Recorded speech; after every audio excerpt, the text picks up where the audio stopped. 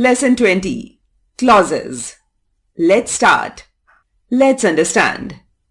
In the previous chapter, you learned about phrases as groups of words that do not make complete sense on their own. In this chapter, you will learn more about another type of groups of words that have a subject, a verb, and may or may not make complete sense. Such words are called clauses and go together with phrases to make sentences. Let's try to complete the clause from the Let's Start section. The girl who plays the piano will perform in the town hall on Saturday.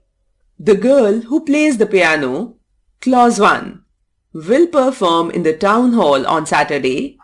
Clause 2, without the phrase. In the town hall, phrase. The resulting sentence has two clauses and a phrase. Note that they make a complete thought as a sentence and not separately. Hence, the basic difference between the three can be summarized as phrase, no finite verb, cannot stand on its own. Clause, one finite verb, may or may not stand on its own. A clause that stands on its own becomes a sentence. Sentence, at least one finite verb, always stands on its own. Clauses can be classified as noun clause, acts as a noun. Adjective clause acts as an adjective. Adverb clause acts as an adverb. Let's learn about them in detail. Noun clause. Noun clauses act as nouns in a sentence as they answer the question, what? They can be used either as a subject or an object of a verb. Examples: whoever wins the game will be crowned grammar king for a week. Whoever wins the game, subject. You know what you have said. What you have said, object.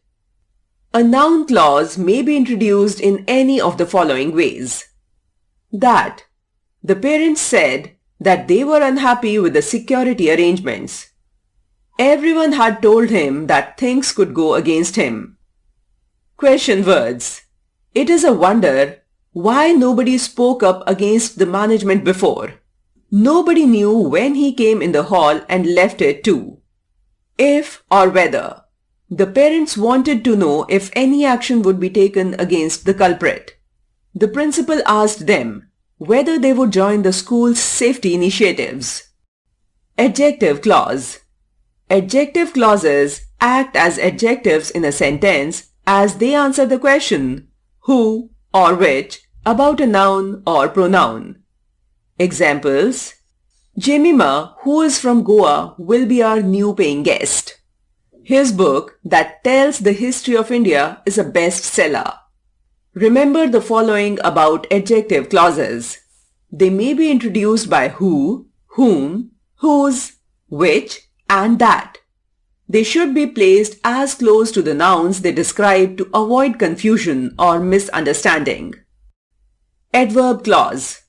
Adverb clauses act as adverbs in a sentence as they answer the question when, where, why, or how while modifying a verb. Examples: he knows so much about South America because he has traveled its length and breadth. Rani decided that she would sleep for 2 days after the project was completed. Remember the following about adverb clauses. They are introduced by different words depending on how they modify the verb. Some of the words are after, although, as if, before, because, if, since, so than, though, unless, until, when, where, and while. Refer to chapter 17 on conjunctions for more information on the introduction of adverb clauses. Do remember that sentences are made of phrases and clauses. Clauses are groups of words that have a subject, a finite verb, and may or may not make complete sense. Clauses that make complete sense qualify as sentences. Clauses can be noun, adjective, and adverb depending on their function within the sentence. Lesson 21.